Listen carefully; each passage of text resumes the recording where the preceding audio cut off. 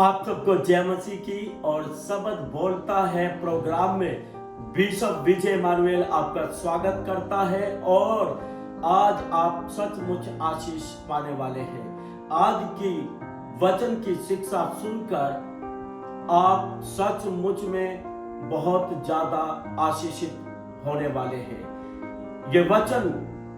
ये प्रोग्राम वचन का हफ्ते में एक बार आपको सुनने को मिला करेगा और ये परमेश्वर के वचन आपको जीवन के हर एक क्षेत्र में बढ़ती को देंगे, आशीष को देंगे।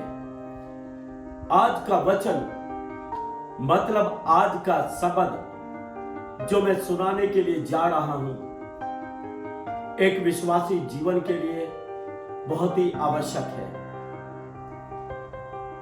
एक विश्वासी को अपने जीवन में 5 बातों का करना बहुत ही जरूरी है। पहली बात, प्रार्थना। एक विश्वासी के जीवन में प्रार्थना का होना आवश्यक है। मतलब एक विश्वासी का जीवन प्रार्थना का जीवन हो। बाइबल में लिखा है, तुम मांगते नहीं इसीलिए तुम्हें मिलता नहीं। आप प्रार्थना करें, मांगे और परमेश्वर आपको देगा। और मरकुस की किताब में लिखा है, जो कुछ तुम प्रार्थना में विश्वास से मांगोगे परमेश्वर तुम्हें वह सब देगा। आप विश्वास से मांगे, परमेश्वर आपको देगा। जब आपका प्रार्थना का जीवन है तो आपका जीवन आशीषों से भरपूर होगा, क्योंकि आप मांगते हैं और परमेश्वर आपको देता है। तो विश्वासी जीवन में प्रार्थना करने का स्वभाव बनाना बहुत ही जरूरी है कि नियमित रूप से आप प्रार्थना करें। दूसरी बात विश्वासी के जीवन में होना जरूरी है, वचन का पढ़ना, वचन का सुनना। जी हां, शब्द का सुनना, शब्द का मानना हम सबके लिए बहुत ही जरूरी है। जब आप परमेश्वर के शब्द से, परमेश्वर के वचन से सुनते हैं तो परमेश्वर भी आपकी प्रार्थना को सुनता है। बहुत सारे लोग ऐसे हैं जो वचन को सुनकर राजी नहीं। जब आप परमेश्वर के वचन को, परमेश्वर की बातों को, उसके आवाज को सुनकर राजी नहीं, तो परमेश्वर आपकी बातों को क्यों सुनेगा? परमेश्वर आपकी प्रार्थना को क्यों सुनेगा?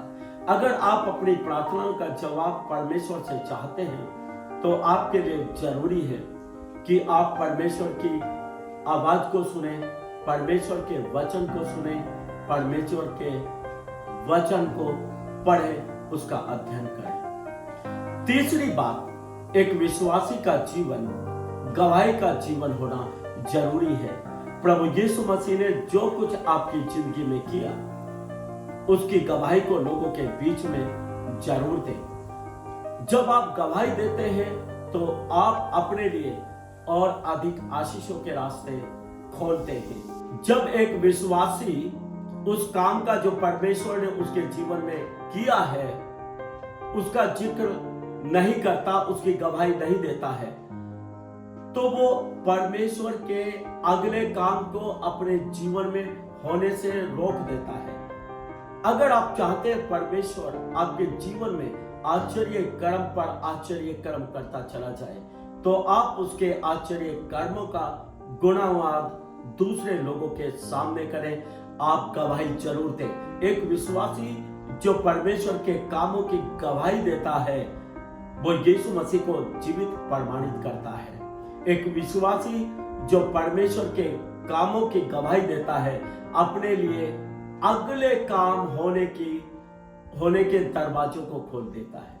अगर आप अपने लिए मार्गों को खोलना चाहते हैं, अगर आप चाहते हैं परमेश्वर बार बार आपके जीवन में आश्चर्य कर्म करे, तो आप हर एक उस काम की गवाही दें जो परमेश्वर ने आपके जीवन में किया है।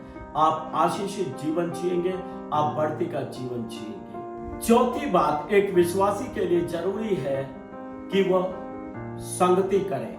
कलीसियाई संगति विश्वासी लोगों के साथ बैठकर परमेश्वर के वचन को सुनना, परमेश्वर की उनके साथ मिलकर आराधना करना, चर्च में लगातार आना, ये एक विश्वासी के लिए बहुत ही जरूरी है।